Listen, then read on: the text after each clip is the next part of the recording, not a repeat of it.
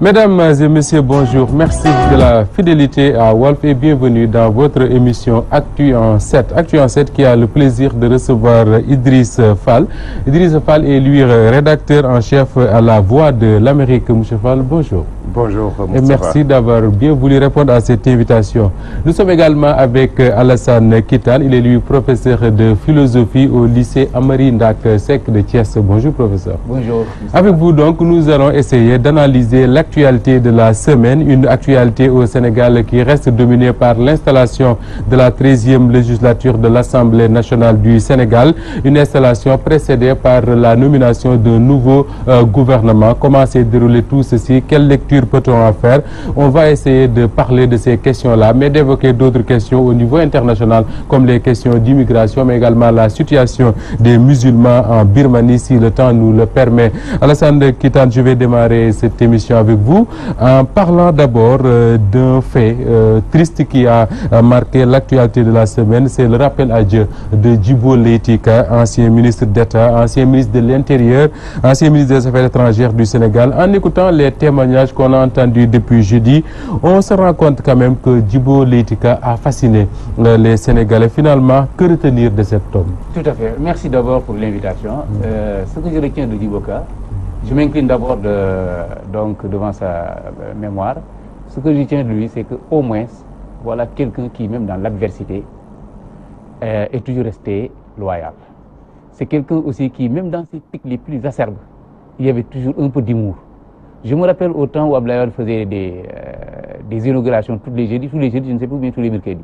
Il disait attention, est-ce que nekul dingente domi jurut. Donc, parce qu'on dit souvent que l'humour c'est un trait d'intelligence. Et nous sommes dans une situation politique tellement délétère que la perte d'un homme comme Djibo Ka, forcément, c'est une grosse perte. Parce que c'est quelqu'un qui, du point de vue de sa communication, du point de vue de sa stature, inspiré, en tout cas quelques-uns, même si on n'était pas tous d'accord donc sur sa ligne de conduite. Mais en tout cas, politiquement, c'est quelqu'un qui a toujours incarné une certaine vigueur dans la communication, une certaine clairvoyance et à la rigueur même une certaine générosité pour son pays. Ça, au moins, il faut le reconnaître. Alors, Idriss Fall, je le disais tout à l'heure, vous êtes rédacteur en chef à La Voix de l'Amérique. Vous séjournez donc aux États-Unis où vous vivez depuis plusieurs années, mais l'homme Djibo Ka ne passe pas inaperçu. Finalement, comme l'a écrit un journal hier, je crois, Djibo c'est l'homme des pouvoirs. Hein? C'est quoi le secret de Djibo Ka à votre avis? Moi, je pense qu'il a su très tôt, très jeune, il a travaillé avec Senghor, il a travaillé avec Abdou Diouf, il a travaillé avec Abdoulaye Wade et il a travaillé avec Macky Sall, c'est-à-dire qu'il a traversé quand même depuis les années 70 tous les pouvoirs. Et pour avoir cette continuité malgré les changements, je pense qu'il faut être un homme politique de gros calibre, si j'ose dire, pour pouvoir faire ça. L'unique chose dont je me rappelle qui à l'époque avait choqué, c'était dans l'entre-deux tours en 2000, où sa fameuse volte-face pour soutenir M. Abdou Diouf. Mais quand même, malgré tout, il a su rebondir et continuer quand même sa politique. Il faut dire que c'est quelqu'un qui a marqué l'histoire de ce pays et d'où je comprends tout l'hommage qui lui est rendu ce samedi. Notamment, je pense qu'il y avait tous les leaders politiques, le chef de l'État lui-même. Et que c'est un hommage bien mérité. Quoi, donc, alors, Alassane Kitane le disait tout à l'heure, même dans l'adversité, on n'a jamais entendu Djibo Ka dire un mot de trop face à un adversaire. Est-ce qu'avec sa disparition, Idriss Fall, on n'est pas en train de passer à une génération d'hommes politiques qui ont d'autres réactions face à l'adversité? Parce que ce qu'on entend dans les médias sénégalais depuis quelque temps, quand même, c'est pas ce qu'on avait l'habitude de voir. Bon, il faut dire que les générations politiques diffèrent, les traditions politiques diffèrent. Aujourd'hui, c'est l'invective, alors que eux, ils ont grandi dans le moule de Senghor. Et quand même, je pense qu'il est un des présidents qui a marqué l'histoire de ce pays. Ils ont grandi aussi dans le moule du président Abdou Diouf, qu'on le veuille ou non, qui symbolise la courtoisie et voilà quoi. Même si... donc, je crois qu'il y a ces traditions qui sont établies dans la manière de faire de la politique et qu'aujourd'hui qu'on est en train de perdre d'où des invectives et même des insultes sur les places publiques, et que j'espère que peut-être ils vont inspirer les nouvelles générations politiques. Espérons. Alors le discours politique disait d'ailleurs quelqu'un que vous connaissez bien, Colin Powell, ancien chef d'état-major des armées américaines, ancien secrétaire d'État. Il disait que le discours, il parle des États-Unis, que le discours est devenu plus destructeur que constructif. Est-ce que justement c'est pas ce qui caractérise ce passage-là entre la génération des Djiboka et autres et la génération que nous avons aujourd'hui, où il s'agit surtout de détruire l'adversaire au lieu de proposer quelque chose qui peut contribuer à construire une nation? Absolument, et je pense que c'est beaucoup plus profond que ça, parce que on dit souvent que la violence, que ce soit verbale ou physique, ça exprime une certaine faiblesse. Parler et insulter, invectiver, je pense que ça témoigne d'une carence. Donc quand on a suffisamment d'arguments, je pense qu'on peut parler de manière courtoise et de manière raisonnable, de manière rationnelle pour convaincre son vis-à-vis. Maintenant, le problème c'est quoi? C'est-à-dire nous sommes aujourd'hui face à une génération de politiciens qui n'ont pas de formation. D'abord, ils n'ont pas de formation en général. Ça veut dire quoi? Ça veut dire que ceux qui font de la politique, c'est ceux qui ont échoué partout.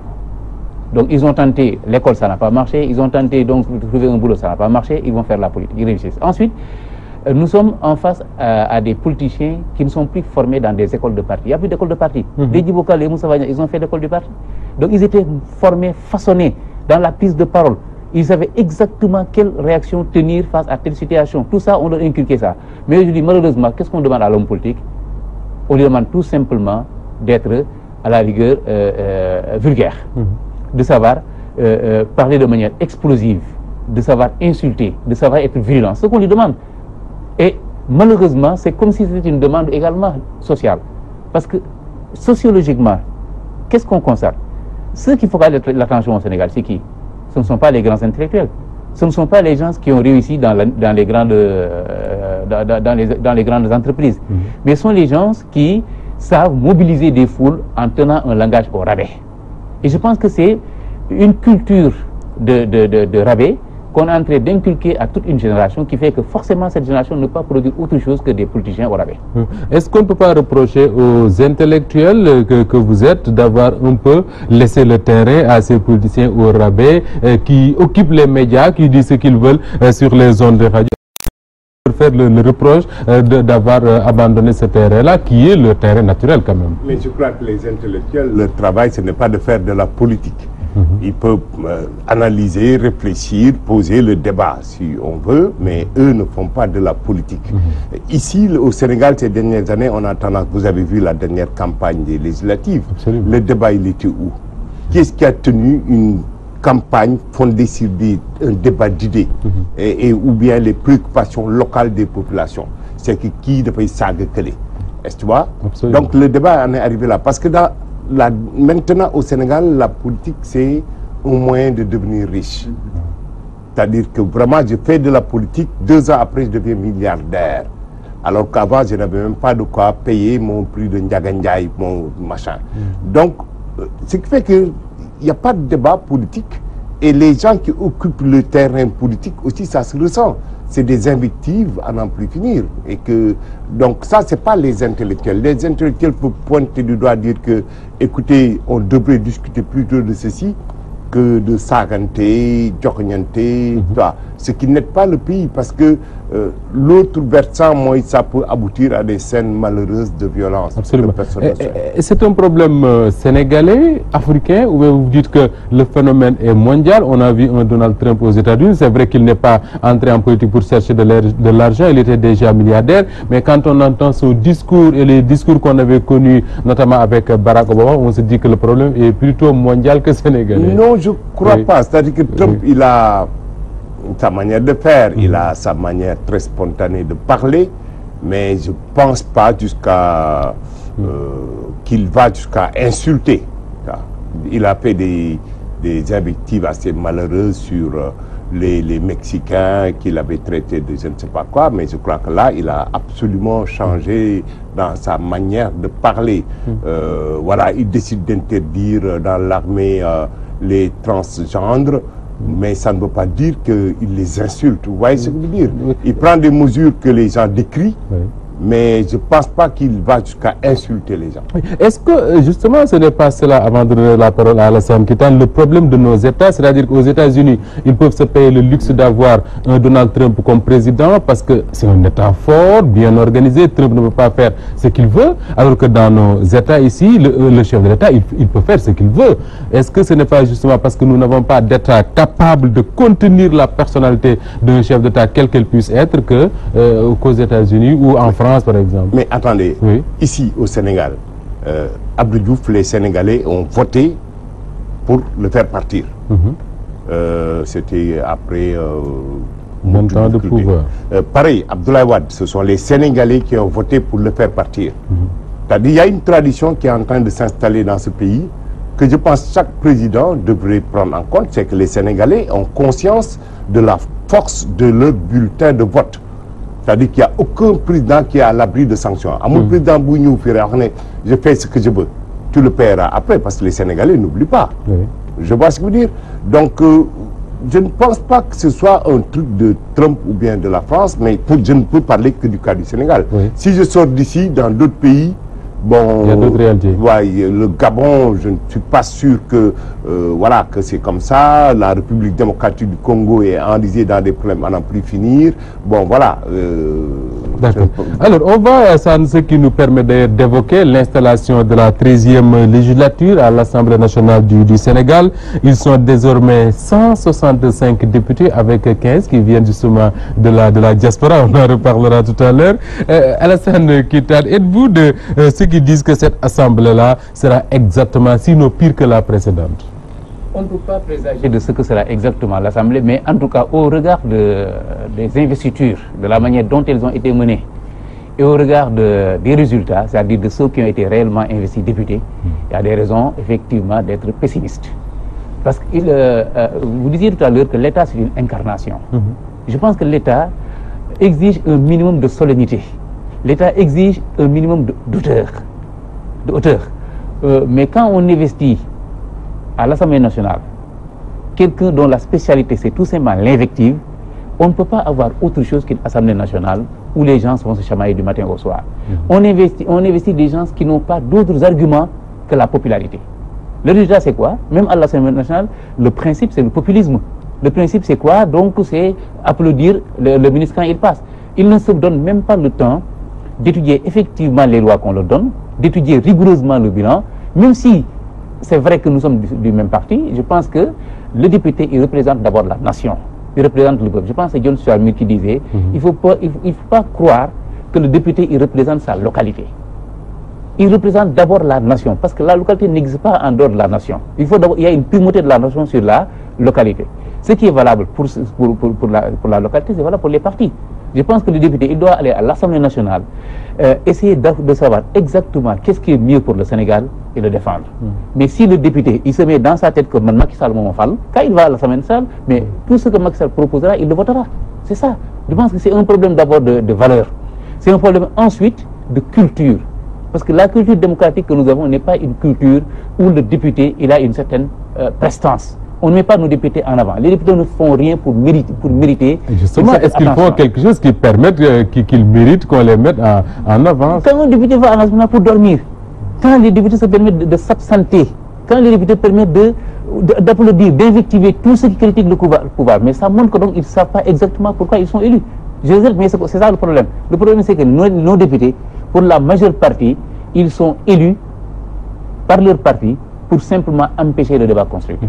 Est-ce que les députés de l'Assemblée nationale du Sénégal ne fait pas que refléter la société elle-même? On reproche beaucoup de choses aux députés. Aujourd'hui, on a un groupe parlementaire qui fait 127 députés sur 165. C'est parce que nous, Sénégalais, nous l'avons voulu, nous avons voté pour que cette Assemblée-là soit comme ça. Ce débat-là, il est vieux comme le Sénégal. C'est-à-dire qu'à l'époque de Senghor, l'UPS avait toujours eu une majorité mécanique et conséquence une assemblée nationale mécanique d'enregistrement, pas de contrôle. C'est puis la même chose sous Abdou Diouf. L'Assemblée nationale voilà, avec une majorité confortable. À l'époque, on disait il faut qu'une majorité serve à quelque chose. Voilà, et que la majorité, c'est pour ne pas être le contre-pouvoir, mais une majorité d'accompagnement du parti au pouvoir. Et quand Abdoulaye Wade est venu aussi, on avait espéré vraiment que ça allait changer, c'est-à-dire qu'il a été élu de manière quand même relativement très démocratique en l'an 2000, mais vous avez vu, aux élections législatives, il a eu une marée bleue à l'Assemblée pour conforter ses politiques. L'élection qui vient de se passer ne fait que confirmer cela. C'est-à-dire que le débat de fond, c'est que dans l'approfondissement de la démocratie sénégalaise, on est arrivé à réaliser des alternances politiques, mais on n'est pas arrivé à changer en fait la fonction de l'Assemblée. Le Sénégal est le seul pays au monde, je me rappelle en 2012, avant les élections législatives, après l'élection de Macky Sall, moi, en quittant le Sénégal, je savais déjà que c'est Moustapha Niasse qui allait devenir président de l'Assemblée. Comment est-ce qu'on peut devenir président d'une Assemblée qui n'est même pas élue? Et vous me parlez de démocratie? Donc aujourd'hui, c'est pareil. Donc, monsieur Macky Sall, sa coalition a plus de 125 députés. Et que c'est Moustapha Niasse qui a une petite coalition là-bas, quelques députés qui dirigent l'Assemblée. Au nom de quoi? C'est au nom de la politique, au nom de coalition politique, au nom d'un calcul pour gagner les élections de 2019. Et les populations, elles sont où? Les gens connaissant et défendre. Parce que si le mode de scrutin le permet, les gens sont élus sur une liste nationale, la liste proportionnelle, oui. N'est-ce pas? Donc eux, ils arrivent à l'Assemblée, ils représentent un parti. Ils défendront ce parti. Ils ne sont pas là-bas pour défendre les intérêts des populations de Tchadjaï ou de Rufisque ou de n'importe où. Ils sont là-bas avec leurs 1000 litres d'essence et un salaire assuré et ils votent ce qu'on va leur dire. Que quand on regarde tout cela, on se dit finalement que vous dites vous-même que c'était comme ça sous Senghor, sous Abdou Diouf, avec Abdoulaye Wade, on avait espéré, on n'a pas vu ça. Macky Sall qui vient, on avait promis la rupture, c'est exactement les mêmes choses qui se reproduisent. Finalement, j'ai envie de vous dire, est-ce qu'on n'est pas en train, nous, Sénégal, de faire du surplace? Sur place, je ne sais pas, il y a quelques évolutions quand même. C'est-à-dire déjà que le Sénégal, ici, c'est un exemple en ce sens qu'on est arrivé quand même à renvoyer 2 présidents parce que les Sénégalais n'en voulaient pas. C'est une chose extrêmement rare. Et que, qu'on le veuille ou non, la société sénégalaise, elle est très dynamique au plan de la liberté de la presse et tout ça. Et il y a une activité politique foisonnante, même si moi je trouve que près de 200 partis politiques, c'est même un peu trop, voilà, et que c'est à l'État de remettre un peu d'ordre dedans. Donc il y a des avancées, qu'on le veuille ou non, mais je pense que cela, c'est dans l'évolution. Même les grandes nations démocratiques comme les États-Unis ou la France n'ont pas réalisé tout ça en un jour. Du tout. Je pense que la conscience politique aidant, il arrivera un moment où l'Assemblée nationale sera obligée de jouer son rôle de check and balance, de contrôle du pouvoir exécutif. Pour le moment, ce n'est pas ça. Ce n'est pas le cas. Alors, il le dit, hein, Moustapha Niasse, président de l'Assemblée nationale. En 2000, on savait déjà que c'était lui bien avant l'élection. En 2017, après l'élection, on savait très bien que c'est lui qui allait être le président de l'Assemblée, simplement parce que le président de la République l'a voulu. Il convoque la majorité parlementaire au palais de la République pour leur dire « Voilà ce que je veux, voilà ce que vous allez faire demain ». Alors, j'ai envie de vous demander, Alassane Keitane, où est la séparation des pouvoirs dans tout cela? Justement, c'est ça le problème. Vous savez, il y a une infodation du pouvoir législatif et du pouvoir judiciaire au pouvoir exécutif. Ça, c'est sénégalais. Et c'est pourquoi d'ailleurs moi je pense que ce que vous êtes en train de mettre en exergue, c'est dû en partie au mode de désignation des députés. Il faut qu'on revoie notre système électoral. Parce que moi je ne vois pas au nom de quoi quelqu'un qui a 49, quelque chose peut avoir 100 combien de députés? 125 députés. Avec moins de 50% de l'électorat. C'est absurde. Ça n'a rien de démocratique. Donc un parlement qui est issu d'un système électoral pareil, ne pas être un parlement qui reflète la société. C'est pas possible. Encore une fois, je pense que dans la tête même des députés, ils ne sont pas à l'Assemblée nationale pour représenter le peuple. Là, il faut qu'on le tienne pour dire. Ils sont à la nationale pour eux, pour représenter leur parti. Et c'est le système qui fait ça, comme disait Idrissa. C'est le système qui le perpétue. Maintenant, il faudra qu'on arrive à changer notre système politique, en changeant d'abord le mode électoral. Je pense que le système électoral de Ouagadougou, c'est antidémocratique. Il faut tout faire pour le changer. Il faudra ensuite, à mon avis, moi, Moussa Va, faire de telle sorte qu'il y ait un principe qui puisse interdire que quelqu'un qui n'est pas lettré puisse siéger à l'Assemblée nationale. Non, je pense que là, le débat n'est pas nouveau. C'est un problème, parce que quelqu'un qui n'est pas lettré, qui va à l'Assemblée nationale... Est-ce qu'on peut continuer d'avoir des députés qui ne savent pas lire et comprendre le règlement intérieur de l'Assemblée? Ils ne savent pas lire un budget, ils ne font rien pour exiger de l'État qu'on leur donne des conseils parlementaires. Ça fausse le débat. S'ils avaient au moins des conseils parlementaires, là, on aurait pu dire, mais ils n'en ont pas. Donc, comment quelqu'un qui ne sait pas lire peut-il aller à l'Assemblée nationale étudier un budget, travailler sur le budget de manière rigoureuse? Je ne le pense pas. Donc, je pense qu'ils sont là-bas tout simplement pour le décor. Mais ils ne sont pas là-bas pour remplir le rôle du pays. Non, ce que je disais, que le débat sur lettré ou pas lettré, il n'est pas nouveau. Il y avait, il n'y a pas longtemps, je pense, il y avait une intellectuelle qui disait qu'un député doit savoir lire. Mais quand on est représentant du peuple, je ne vois pas le rapport avec savoir lire ou ne pas savoir lire, parce que les débats de l'Assemblée, je pense que c'est la première fois, ils sont traduits en langue nationale. Il y a des députés qui ne savent pas lire. Je voudrais seulement revenir que ce n'est pas ça le vrai problème.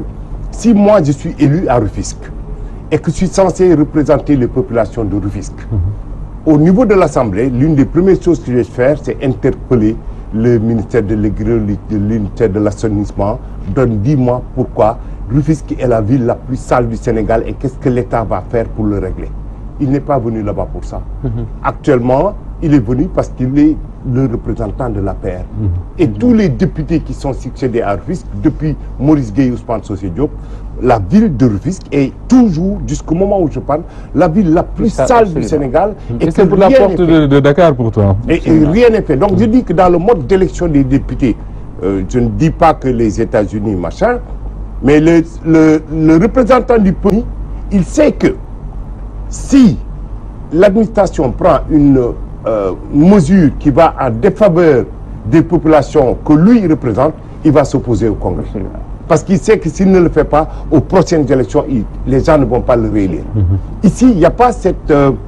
comment on appelle ça, cette culture. Voilà, cette culture de le député nous représente, il ne nous défend pas à l'Assemblée, à la prochaine élection on le fout dehors. Et justement parce que quand le député n'est pas choisi par les populations elles-mêmes, on fait des listes proportionnelles, des listes majoritaires dans les départements. Les personnes qui sont choisies par le chef de l'État lui-même généralement ou le chef du parti. Est-ce que ce député-là a des comptes à rendre aux populations de Rufisque? C'est ça le problème, il faut changer le système électoral. Je pense que le mode de désignation même du député, c'est en contradiction avec la démocratie. On ne peut pas se permettre au Sénégal de faire une élection de députés où les investisseurs sur la liste sont choisis par Macky Sall, Abdoulaye Wade. Ça ne marche pas. Ça veut dire quoi? Que les partis ne marchent pas, que les partis ne fonctionnent pas. Si le parti fonctionne correctement, normalement, le parti doit avoir des instances où les pouvoirs sont dévolus. Une instance où les gens doivent être choisis à la députation. Mais on ne peut pas se permettre de donner tous les pouvoirs de choix à un seul homme pour qu'ils choisissent tous les représentants sur la liste nationale, tous les représentants sur la liste départementale. Ça n'a pas de sens démocratiquement parlant. On récompense ses amis politiques aussi, c'est normal. Alors, est-ce que là, on ne peut pas continuer à faire cette comparaison-là, parce que la comparaison n'est pas raison, a-t-on l'habitude de dire, à plus forte raison avec cet exemple-là, les États-Unis. Est-ce qu'on peut imaginer un président des États-Unis, par exemple, faire ce que Macky Sall a fait au Sénégal, c'est-à-dire convoquer les membres du Congrès pour leur dire voilà ce que je veux, il faut le faire? Non. C'est pas imaginable. Non. Alors, pourtant, par exemple, même Trump, je vous donne un exemple, il veut changer la loi sur l'assurance santé, le bijou de Barack Obama. Le Obamacare. Et je pense qu'il a envoyé son texte 3 fois au Congrès qui est dominé par les républicains. C'est-à-dire par son parti. Par son parti. Oui. Et ce n'est pas passé. Ce n'est pas passé. Parce qu'à l'intérieur de son propre parti, il y a ce qu'on appelle les Tea Party, qui sont encore plus conservateurs que Trump, qui disent que non, ce que vous proposez là, vous n'allez pas très loin. Donc nous, on ne signe pas. Et ils bloquent. Et donc voilà, c'est-à-dire, là-bas, c'est le Congrès, c'est ça sa fonction. Et en plus, comme c'est le Congrès qui tient le cordon de la bouche, tu désignes une loi, l'argent, c'est le Congrès qui le vote. Si le Congrès ne le vote pas, l'exécutif aux États-Unis Ça ne passe pas. D'accord. Alors là, on reproche beaucoup de choses à nos députés, à la classe politique en général, mais on ne parle pas très souvent du rôle ou de la responsabilité des citoyens que nous sommes. Alors, qu'est-ce que dans ces contextes-là, dans ces conditions-là, qu'est-ce que le citoyen peut généralement faire pour que les choses changent, puisque comme le rappelle Idrissa Fall de tout à l'heure, ça ne change pas du jour au lendemain. Il faudrait cet effort citoyen-là pour qu'on ait une Assemblée nationale qui nous représente véritablement, une classe politique qui a parfois peur de la réaction des citoyens, ce qui n'est pas le cas, parce que les hommes politiques que nous avons, ils se plaisent dans leur confort et puis tout va bien. Voilà, moi je pense, Moussa, que il faut reconnaître qu'au Sénégal, il y a une crise de la citoyenneté. Ça, il faut reconnaître. Cette crise, je ne sais pas exactement à quoi elle est due, mais je pense que le fait que les gens ne soient pas instruits, cela, il joue un rôle fondamental. C'est en tout cas une des causes. On ne peut pas le nier. On ne peut pas le nier. Il y a également la pauvreté, Ousmane. Comment voulez-vous que quelqu'un qui n'a pas un revenu annuel de $30, que ce quelqu'un-là qu'il puisse résister à des charmeurs publics qui sont des magiciens de l'argent, qui le distribuent de l'argent comme des distributeurs de billets de banque. C'est pas possible. On veut, Seigne Fallou disait que Balanga Gore, je pense que c'est celui qui disait ça, je ne sais plus. Alors, c'est-à-dire la pauvreté, souvent, ça nous empêche d'avoir la clairvoyance. Mais ça nous empêche souvent d'avoir la liberté. Il n'est pas donné à tous d'être clairvoyants et d'être libres quand on est dans le dénuement. Je pense que la première conquête qu'il faut faire, c'est la conquête contre l'ignorance, ensuite la conquête contre la pauvreté. Tant que l'ignorance et la pauvreté ne sont pas, à mon avis, vaincues, la démocratie, c'est une utopie. Parce que ces populations-là, elles ne savent même pas ce qui se passe. Elles ont des problèmes ponctuels, des problèmes quotidiens. Et ces problèmes ponctuels, ces problèmes quotidiens, quelle que soit la manière dont cela peut se régler, pour eux, c'est l'essentiel, que ça soit réglé. Donc si un politicien vient leur proposer un poste, ben, ils vont voter pour elle, pour lui du moins. Si un politicien vient leur donner 2 sacs de riz, ou je ne sais pas bien, 25 000 francs, mais ils vont voter pour eux, pour lui du moins. Donc je pense que c'est ça le problème. Il y a une crise de la citoyenneté. S'il n'y a pas une crise de la citoyenneté, est-ce que vous croyez qu'au Sénégal, on peut expliquer quelqu'un comme Semi Keba, comme il s'est les citoyens devraient se lever pour dire non. Mais au Sénégal, les gens, il me semble qu'ils ont la tête ailleurs. Ils sont tellement traumatisés par les problèmes que finalement, en ce qui concerne les institutions, voilà, ils ont d'autres préoccupations. Les institutions démocratiques, ça ne les concerne pas en réalité. Mais je pense aussi qu'il y a un aspect qui n'est pas lié à la pauvreté ni la culture. C'est que beaucoup de Sénégalais se sentent désabusés. C'est-à-dire que moi, quand je vais dans les quartiers populaires, j'entends tout le temps, ñoo yem. Lu ñuy wax duñ ko def, ce qu'ils disent, ils ne le font pas en parlant des politiques. C'est-à-dire, ces dernières années, ils ont vu que les politiques, ils sont là pour se remplir les poches, pour l'essentiel, et ils ont des exemples, et que toutes les promesses électorales que les gens font pendant les campagnes, ils ne les tiennent pas. Ce qui fait qu'il y a une sorte de déphasage par rapport à la mobilisation et à la conscience politique que certaines générations ont pu avoir. Et aujourd'hui, les jeunes, voilà quoi. Sauf si on est membre du mouvement Y en a marre ou de quelques milieux plus ou moins intellectuels. Mais je pense qu'il y a ce déphasage-là. Je suis d'accord.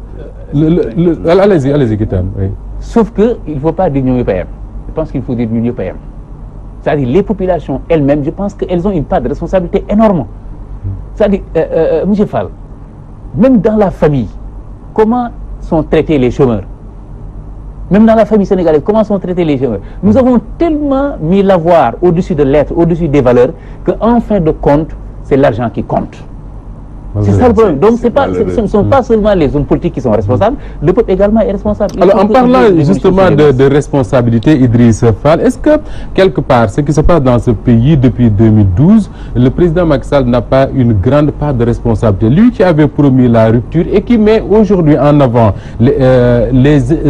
devant les institutions les plus importantes de ce pays, je veux parler de l'Assemblée nationale, je veux parler du Haut Conseil des collectivités territoriales, des personnalités qui, durant le règne socialistes, par exemple, ont symbolisé l'arrogance, la richesse qui ne s'explique pas et qui sont encore 40 ans après, 50 ans après, à la tête des plus grandes institutions de ce pays, et un pays dirigé par un chef d'État qui, dit-on, est né après les indépendances, qui devait venir avec une classe politique plus jeune quand même.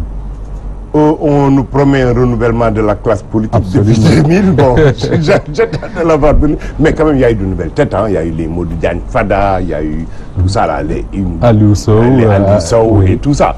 Macky Sall aussi. Macky Sall lui-même, hein, avec voilà. Mais il ne faut pas que les gens oublient que Macky Sall aussi, c'est un politicien. Oui. C'est un politicien. Vraiment. Modignal l'appelle le président politicien. Et là, à peine il a son assemblée, il est en train de penser comment je vais gagner au premier tour 2019. Et que je pense que tout ce qui va passer dans ces 2 prochaines années va essayer d'aller dans cet objectif-là. Que c'est comme ça qu'il vit. Il veut se faire réélire. Donc, je ne vois pas en quoi c'est différent d'Abdoulaye Wade. Il est élu en 2000, en 2007, voilà. Idriss Seck en prison, le sortir et il le bat en 2007. Et il a même encore essayé de rester là en 2012. Il faut dire qu'au niveau de la classe politique, une chose soit claire et nette, qu'un président, il est élu une fois renouvelable pour un mandat. Ce que tu ne peux pas faire en 10 ans, je ne vois pas pourquoi tu le ferais en 15 ans. Et que cette tradition-là, il faudrait que ça entre dans les mœurs politiques sénégalaises. Comme quoi qu'un président, il est là pour 2 mandats et il s'en va. Sinon, Barack Obama serait resté à la tête des États-Unis après 8 ans de mandat. Mais tu as vu combien il est devenu impopulaire pendant son 2e mandat? Parce que les Américains en avaient assez. C'est pas parce qu'il n'a pas fait un bon travail. Aux États-Unis, maintenant, le 2e mandat, généralement, c'est le 2e mandat le plus difficile pour les présidents américains qui le font. Parce que les gens, bon, en plus, si tu es toutes les secondes devant les télés pour parler, les gens se lassent, ils sont fatigués. Et ici, les gens ne se lassent pas parce que c'est l'autre qui au perchoir ou à la présidence qui donne de l'argent, qui donne des voitures, qui distribue des prébendes. Et ça, il faut dire que le pays rompe avec ça si on veut arriver à ce qu'on appelle le plan Sénégal émergent.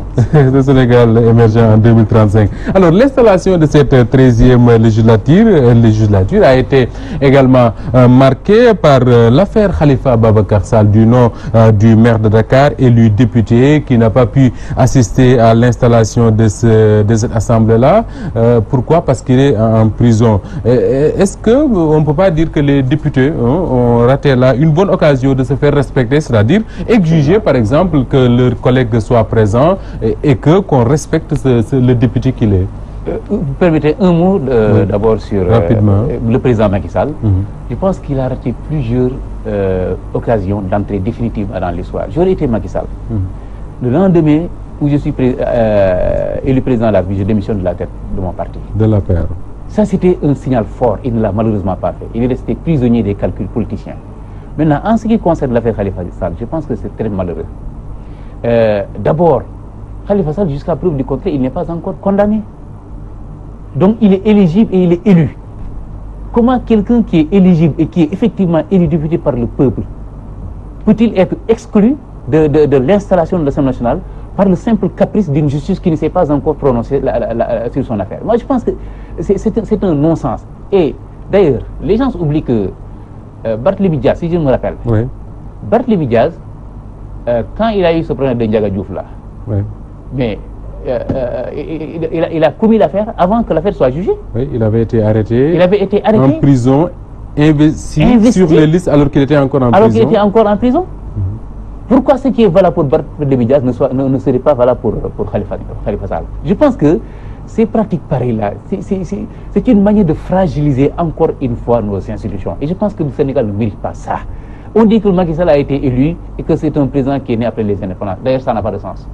Je ne vois pas pourquoi un président qui est né après les indépendances aurait plus de patriotisme qu'un président qui est... Non, ça n'a pas de sens. Il est né sous la colonisation. Sous la colonisation. Je pense que c'est le contraire d'ailleurs. Donc, l'Assemblée nationale a vraiment fait un acte de trahison envers un député du peuple. C'est le peuple qui a élu Khalifa Sall, c'est le peuple qui a élu Moustapha Niasse. Jusqu'à preuve du contraire, Khalifa Sall, il est présumé non coupable, innocent. Par conséquent, les députés devraient refuser que cette session se passe. Les députés devaient refuser l'installation officielle de cette 13e législature sans sa présence. Je pense que c'était un minimum pour la marche de la démocratie, c'était un minimum pour donner un signal fort. Parce que donc les populations ont déjà dit que l'Assemblée nationale ne vaut pas la peine d'être écoutée. La meilleure façon pour intéresser encore les citoyens à l'Assemblée nationale, je pense que c'était de poser un acte fort, consistant à dire, tant que Khalifa Sall ne sera pas présent, l'installation du bureau ne se fera pas. Que vous inspire, Idrissa Fall, l'affaire Khalifa Sall, maire de Dakar, la capitale, élu député, emprisonné depuis lors? Je pense que Khalifa Sall a prêté le flanc, c'est mon analyse. Parce que Khalifa Sall, tout le monde a loué sa gestion de la mairie de Dakar, collective. Mais vous vous rappelez d'un incident où une dame qui s'appelait Aminata Touré, qui était Premier ministre, qu'on a envoyé à Grand Yoff pour essayer de déloger Khalifa Sall de la mairie de Dakar, elle n'a pas réussi. Et que Mimi Touré a été plus ou moins mise sur la touche. Depuis cette époque-là, c'est la preuve que le gouvernement de Macky Sall, l'APR, veut prendre la mairie de Dakar. C'est pas quelque chose de nouveau. Et que Khalifa Sall, on commençait à le citer comme peut-être un candidat éventuel en 2019 à une élection présidentielle. Donc quand on veut briguer la magistrature suprême contre quelqu'un qui a été maire de Fatick, qui connaît les pratiques des mairies, il faut nettoyer autour de toi. Il faut, je dis ça va même dans la nature de la mission politique qu'on s'assigne. Il n'a jamais dit qu'il était candidat à une élection présidentielle, mais je pense que c'est sous ce rapport-là, quand tu sais que celui-là te cherche des poux dans la tête et a essayé même de te déloger légalement sans réussir, en sens que c'est l'échec de Aminata Touré qui fait qu'il est encore maire du moins, ou l'inverse, quoi. Parce qu'il a gagné, que Aminata Touré a été mis sur la touche. Donc depuis cette époque-là, il sait que l'APR veut prendre la maire de Dakar. Ils l'ont dit et répété. Et prendre par tous les moyens, on a cité plusieurs noms. Et quand Khalifa Sall, qui a fait la meilleure gestion de sa mairie, l'histoire des caisses là, des mairies, il a dit que ça existe depuis Carnot, c'est vrai. Tous les maires ont ces caisses-là, c'est vrai. C'est avec ça qu'ils font de après démystifier. Et à ce niveau-là, celui qui veut vraiment t'empêcher de te présenter, mais il va creuser, bien sûr. Il va creuser. Lui, il n'a pas dit qu'il ne l'a pas fait. Ce n'est pas de l'argent qu'il a pris, qu'il a mis dans sa poche. Non.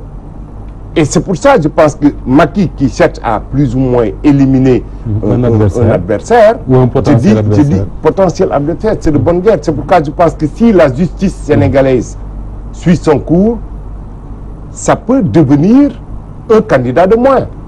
C'est aussi simple que ça. On est en politique là, on est vraiment en politique. Abdoulaye Wade avec Idrissa Seck, ça s'est terminé où? On l'a accusé d'avoir volé les chantiers de Thiès, tout le monde en parlait, il a foutu un rebus là-bas et wàññi ci dooleem lu bari. Un jour, il le sort de prison, il l'amène au palais, il l'embrasse comme ça en disant mon fils va revenir à la maison. Résultat, on fait les élections de 2007. Wade passe, alors qu'Idrissa Seck à l'époque avait un capital de sympathie monumental. Ok, donc je pense qu'on est en politique. C'est pourquoi moi je pense que Khalifa Sall, en tant que politicien, il a prêté le flanc. Est-ce que ce n'est pas trop sale tout cela, si vous me permettez l'expression, c'est-à-dire que c'est un adversaire potentiel, on sait que dans les mairies ça se passe comme ça s'est toujours passé comme ça, on n'a jamais rien dit, parce qu'il peut être un candidat à la présidentielle de 2019, on le met en prison, et ce qui est, si on écoute un peu les observateurs, les analystes, il n'est pas prêt de sortir de prison, Khalifa Sall. Est-ce que ce n'est pas trop sale tout ça? C'est à la limite avilissant.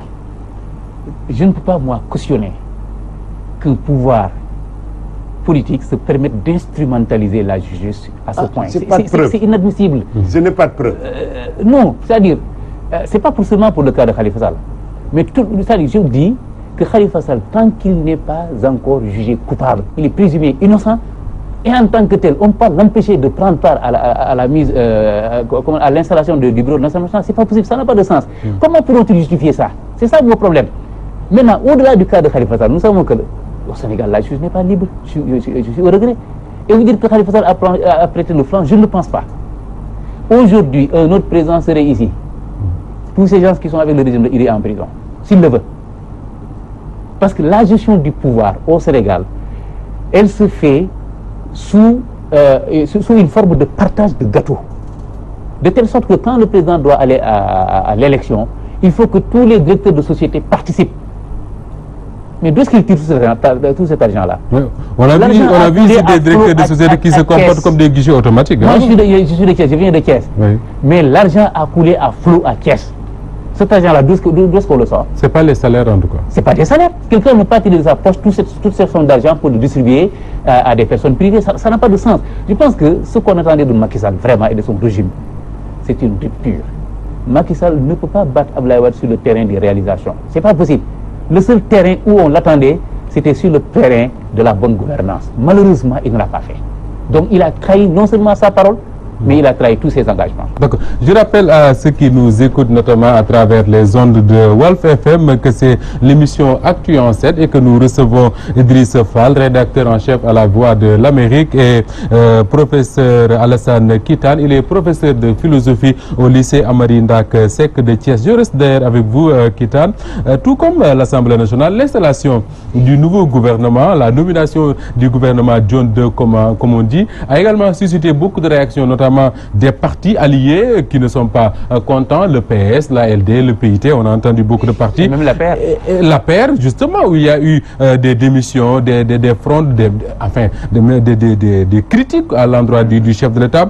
Est-ce que tout ceci ne renvoie pas à l'image de ce que vous avez appelé le gouvernement du Pacho et du Cédou? Absolument, et c'est regrettable. Vous savez, là aussi, Macky Sall a peut-être le flanc. Macky Sall nous avait promis un gouvernement de 25 ministres. Absolument. À l'arrivée, nous avons 39 ministres, je pense. On est à 41 ou 43. C'est énorme pour un pays comme le Sénégal. Donc je pense qu'un président, il est d'abord élu sur la base d'un engagement qu'il prend. Nous avons élu Macky Sall parce qu'il nous a donné sa parole. Parce qu'il avait promis quelque chose. Il ne l'a pas respecté. Et ce qui se passe, c'est quoi? C'est que comme lui aussi, il n'a pas respecté sa parole, bon, mais les ministres qui sont déchus, aussi, ils n'ont aucune raison de respecter leur parole. Ils sont exactement inspirés de Macky Sall. Vous savez pourquoi? Macky Sall, pourquoi il est sorti du PDS? Parce qu'on l'a fait sortir de l'Assemblée nationale. On lui a dit, on ne veut plus que tu sois le président national. Il a plié bagage, il est parti. De la même manière, pour ne pas les citer, Youssouré, Yahambaye, bon, ils n'ont pas été reconduits. Ils disent que donc, voilà, donc c'est une atteinte, je ne sais pas, à tous leurs mérites. Oui, il quitte. Je pense qu'il a démissionné. Donc il avait menacé, finalement, je pense qu'il est revenu sur ses propos. Mais ça montre que Macky Sall manque de leadership dans la façon dont il... Parce que c'est un problème de leadership.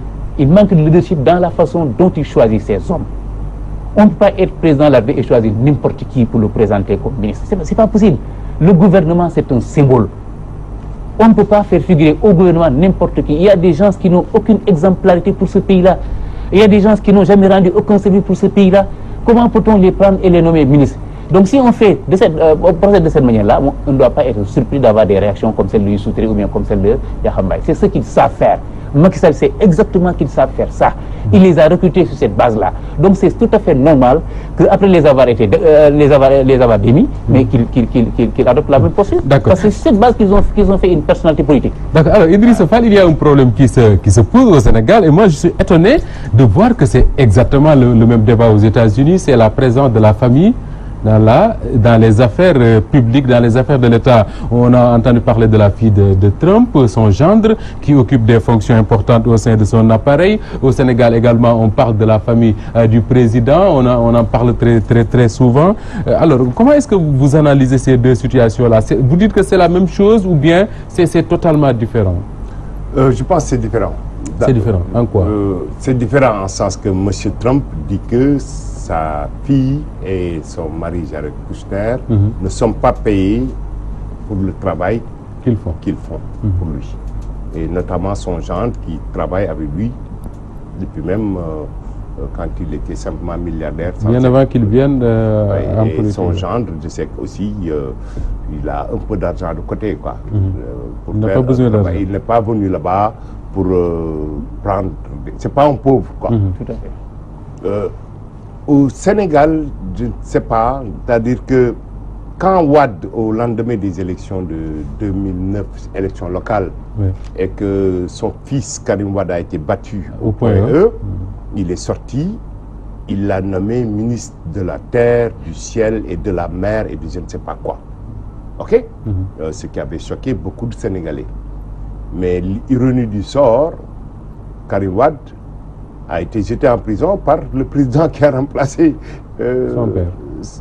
son père. Donc, ces histoires de famille-là, dans une tradition démocratique, surtout pour un pays comme le nôtre, Abdou Diouf a eu des enfants. Je suis sûr que vous ne connaissez pas les noms des enfants d'Abdou Diouf. Ils étaient où? Ils étaient ici au Sénégal. Senghor avait eu des enfants. Demande aux Sénégalais et au nom de quoi quelqu'un, parce que son père ou son grand frère est président, il doit occuper des fonctions. Maguette Diouf était le frère de Diouf, il était ministre. Oui, mais sur quelle base? Avec Adrien Senghor également, c'était son neveu, je pense. Cousin, ou le neveu. Neveu, son neveu. Il ne l'a pas choisi parce que c'est son neveu. Tu vois? Mais dans le cas d'espèce, les deux cas dont on parle là, qui font que les Sénégalais sont assez fâchés, c'est que c'est par... Ça n'a rien à voir avec la compétence. Ça n'a rien à voir avec la compétence. Sur quelle base M. Aliou Sall a été choisi pour diriger la caisse de dépôt et de consignation? Quelqu'un du gouvernement m'a dit hier ou avant-hier, oui, il a fait l'ENA en France. Je lui ai dit, mais moi j'ai vécu en France. L'ENA, l'École nationale d'administration de France, qui a une formation payante d'ailleurs. C'est le concours le plus difficile d'accès en France, parce que c'est eux qui forment les hauts cadres de l'administration. Et ce n'est pas des études qui durent 6 mois. Donc racontez-moi autre chose. C'est une formation payante, je pense, parallèle à l'ENA. Non, mais ça, ce n'est pas la formation de l'ENA. Du tout. L'ENA, c'est les hauts cadres de l'administration qui vont après au Conseil d'État de France. Absolument. Et que des gens comme Hollande sont sortis de cette école. Macron même est sorti de là-bas. Absolument. Donc tu vois, donc c'est pas des trucs de je viens 6 mois là, je reviens et moi on veut me faire avaler qu'il a fait l'ENA. Ça n'a rien à voir. Vous voyez ce que je veux dire? Donc, et que honnêtement, ici, on est dans des pays où les familles ont une importance importante dans la vie des gens, mais ce n'est pas une raison pour mélanger les gens. Tout à fait. Vraiment, le Sénégal mérite mieux que ça. Mérite mieux que ça. Alors, il nous reste très peu de temps, très rapidement, avant d'évoquer 2 ou 3 questions, et puis voilà. Voilà, sur la famille, la présence de la famille dans la moi, ça ne me pose pas de problème, honnêtement. Parce que nous sommes quand même en démocratie et en république. Si effectivement M. Aliou Sall a les compétences requises pour être nommé directeur, bon, Khairoun. Mais là où le bas blesse, c'est que Macky Sall, tout son patrimoine politique, il l'a forgé sur la base de la dénonciation de cette même pratique. C'est ça le problème. C'est ça ce qui nous fait mal. Il avait lui-même dit, c'était en décembre 2016, dans le magazine Jeune Afrique, que Aliou Sall ne bénéficierait jamais de décret signé par moi. C'est ça ce qui fait mal. Ousmane, est-ce que vous savez Kennedy? Mais il avait son frère comme ministre de la Justice. Ce n'est pas une spécificité pour le Sénégal, même Mitterrand. Mais il avait nommé son neveu là. Jean-Christophe, son fils. Oui. C'était le monsieur. Non, il avait un neveu également qu'il avait nommé, je ne sais même plus. Est-ce que ce n'est pas dans la culture, à la culture? Donc ça, c'est des pratiques, à la limite, tolérables jusqu'à un certain niveau, quand ça ne prend pas certaines proportions. Mais le problème, c'est que les hommes politiques sénégalais, ils n'ont pas de principe. Moi, je ne peux pas tolérer que quelqu'un qui passe toute sa campagne électorale à dénoncer M. Karim Wade, parce que tout simplement, il pense que M. Karim Wade a bénéficié de la richesse familiale de son père, que cette même personne-là devienne président de la République, et que non seulement il nomme toute sa famille, tous ses beaux-frères, mais également il nomme son propre frère à une caisse où on dit que les cours de contrôle là n'ont pas accès. Je pense que ça pose un problème d'éthique. Parce que c'est un engagement qu'il avait pris, il l'a encore violé. Mais moi, personnellement, sur le plan des principes, ça ne me gêne pas qu'Aliou Sall reste là-bas. D'accord. Alors, pendant ce temps-là, Idriss Fall, des jeunes Sénégalais sans emploi, qui vivent dans des difficultés, sont obligés de quitter le pays. Certains traversent la Méditerranée pour aller en Europe, d'autres sont aux États-Unis. Depuis quelque temps, ce qu'on note, c'est qu'il y a beaucoup d'expulsions de ces jeunes-là, notamment depuis l'installation du gouvernement Trump. Beaucoup d'Africains, il ne s'agit pas simplement des Sénégalais. Est-ce qu'aujourd'hui, il n'y a pas une lourde responsabilité pour les gouvernements africains de faire courir à leur jeunesse ce danger-là pendant qu'ils se partagent eux le gâteau?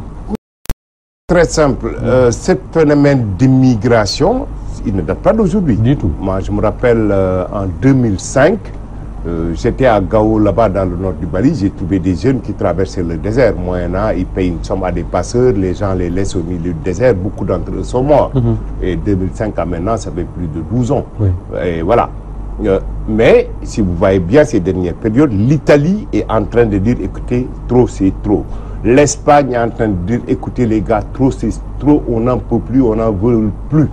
Ils sont même en train de créer des postes pour les trier, pour les garder ici. C'est pareil aux États-Unis. Mais ceci est la conséquence de quoi? Nous avons depuis l'indépendance des successions de gouvernements qui ne savent pas prévoir en fait la croissance exponentielle en fait des jeunes et pouvoir leur donner de l'espoir. L'université de Dakar, 80 000 étudiants, ils vont aller où après? Personne ne sait. Et eux, ils sont censés parce qu'ils vont à l'université. Dans les écoles privées, c'est des centaines de milliers de jeunes. Tout ça, c'est des privilégiés parce qu'on ne parle même pas des jeunes qui sont dans les quartiers populaires, qui n'ont pas fini le lycée. Ils sont là-bas. Donc, et tous ces jeunes-là, s'ils n'ont pas espoir, parce qu'on ne leur donne rien pour espérer, ils ne trouvent pas de travail, ils sont désœuvrés, ils restent là-bas à boire du ataïa et regarder les matchs de foot ou de lambe. Donc ça, c'est une bombe à retardement pour ce pays et pour tous les pays africains. Et qu'il faudra qu'ils fassent quelque chose. Qu'est-ce qu'il faudrait faire pour arrêter cette immigration-là? Mais il faudrait que les gens trouvent du travail chez eux. Il le faut.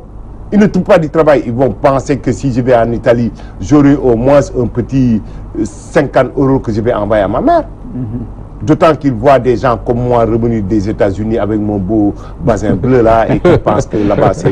Hein? Voilà. C'est le paradis. Donc, et vraiment, il faudrait qu'il y ait des politiques économiques vraiment vigoureuses pour que les jeunes puissent trouver du travail ici sur place, contribuer au développement économique de ces pays. On a des pans de terre entiers et que je pense que il y a beaucoup de choses qui peuvent être faites pour garder les jeunes sur place. Alors, quand on entend nos autorités, je parle du Sénégal bien sûr, nous parler de terre, nous parler de nouvel aéroport, même si l'aéroport doit être inauguré prochainement. Quand on entend tous ces projets-là, est-ce qu'on n'a pas envie de se dire quelque part que nos gouvernants ne sont pas conscients du danger de cette bombe à retardement-là que représentent tous ces jeunes désœuvrés, parfois qui ont des diplômes, qui ne savent pas où aller et qui sont obligés de quitter le pays? Est-ce qu'ils sont vraiment conscients de la situation? Mon problème, c'est est-ce que nos gouvernants, ils ont réfléchi à des politiques qui ont un ancrage sur nos localités et sur nos besoins? C'est ça mon problème. Je pense qu'ils nous parlent de Sénégal émergent, de ponts, de ceci, d'autoroutes à péage, etc. Mais il y a des choses plus faciles qu'on aurait pu faire pour trouver de l'emploi aux jeunes. Vous venez de le dire, on a combien de milliers de kilomètres de côtes?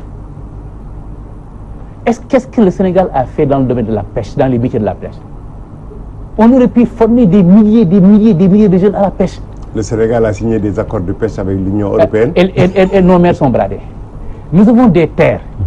Pourquoi ne pas non seulement créer des écoles comme ils le font donc destinées à l'agriculture et des universités à l'agriculture, mais je pense qu'il faut un système d'irrigation qui permette d'employer le maximum de jeunes. On a énormément de terres, mais l'accès à l'eau pose problème.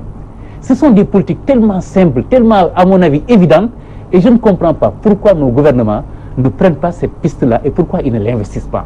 Ils ne l'investissent pas. Au contraire, ils sont dans les dépenses de prestige. Je vais construire un terre. Je vais construire, je ne sais pas, autoroute Diamniadio, autoroute, comment ça s'appelle encore, Ila Touba. Ça, même si ça donne des emplois, c'est des emplois ponctuels. Les infrastructures, c'est important. Oui, c'est important. Je suis d'accord, c'est important. Mais il y a plus pressant. Il y a plus urgent. Au lieu de construire un terre, je vous donne la solution. Moi, je ne construis pas un terre. Je ne construis pas non plus Diamniadio. Je vais trouver une deuxième ville. Parce que moi, je trouve absurde que Diamniadio, qui est la gorge du Sénégal, parce que Dakar c'est la tête, qu'on en fasse une deuxième grande ville. Ça n'a pas de sens, c'est une absurdité. Ça va encore étouffer Dakar, parce que Dakar est obligé de grandir, Diamniadio va grandir. Alors il y aura... Depuis longtemps, on parlait de Lompoul comme deuxième ville, on ne l'a pas fait. Lompoul, bien ailleurs, au moins ça aurait servi de désengorger Dakar. J'aurais, moi, proposé à ce qu'on construise une ligne de chemin de fer de Dakar à Ziguinchor, en passant par Tambacounda. Quelle que soit la somme, je pense que ça aurait permis au moins... C'est cher, ok, mais je pense que c'est plus rentable et plus intégrant politiquement parlant. J'espère que vous allez faire le pont sur la Gambie. Même le pont. Le pont est annoncé. Hein, le pont est annoncé il paraît que même les travaux ont démarré au début. Je pense que le pont, ça les arrange. En tout cas, on ne peut pas compter sur ça. Le Sénégal doit avoir une autonomie Le Sénégal doit avoir une certaine souveraineté et je pense que ça mérite un coût. Ça a un coût du moins. Il faut très rapidement, on va terminer cette émission sur ça. Il parle de souveraineté, souveraineté économique. On a beaucoup débattu ces derniers temps du franc CFA. Beaucoup pensent que le franc CFA là doit sauter. Kémi Séba a été arrêté pour avoir brûlé un billet de 5 000 francs, ensuite renvoyé, expulsé du Sénégal. Vous qui suivez l'actualité de votre pays, des États-Unis, vous dites quoi en regardant tout ce débat-là sur le franc CFA, les libertés? Bon, je pense qu'on peut discuter du franc CFA, son arrimage à l'euro et tout ça. C'est une monnaie quand même qui date de l'époque coloniale. On a changé les noms, franc des colonies d'Afrique en franc de la coopération, de la communauté, machin. Donc, le débat, il est normal de le poser. Mais je pense qu'il faut le dépassionner parce qu'actuellement, il est trop passionnel. Et que un billet de banque, quand même, nous, on en consomme tous les jours, on les échange, mais ça appartient à la Banque centrale, je suis désolé. Absolument. Donc, je crois qu'on peut argumenter si on a un argument. Brûler un billet de banque, c'est faire de l'invective, comme on disait tout à l'heure. Ce n'est pas un argument. Argumenter, discuter, montrer pourquoi on doit quitter la zone franc, quels sont les avantages qu'on aura pour avoir notre propre monnaie, comment la faire. Moi, je préfère ce genre de débat-là et que, mais généralement, les questions, quand je les pose, on me cite tel économiste qui a fait des analyses, mais on a de très grands économistes au Sénégal. Ce débat peut être posé ici, il peut vous apporter des réponses. Très bien. Grand merci à vous, Idriss Fall. Je rappelle que vous êtes rédacteur en chef à La Voix de l'Amérique et que vous nous avez fait le privilège de passer nous voir ici à Walfadjri. En tout cas, grand merci à vous. Beaucoup. Merci également à professeur Alassane Kitane. Il est lui professeur de philosophie au lycée Amari Ndak Sek de Thiès. Mesdames et messieurs, c'était donc votre émission Actu en 7 de ce samedi. Merci à tous ceux qui m'ont accompagné à la réalisation et à la présentation de cette émission. Merci d'avoir suivi et bienvenue.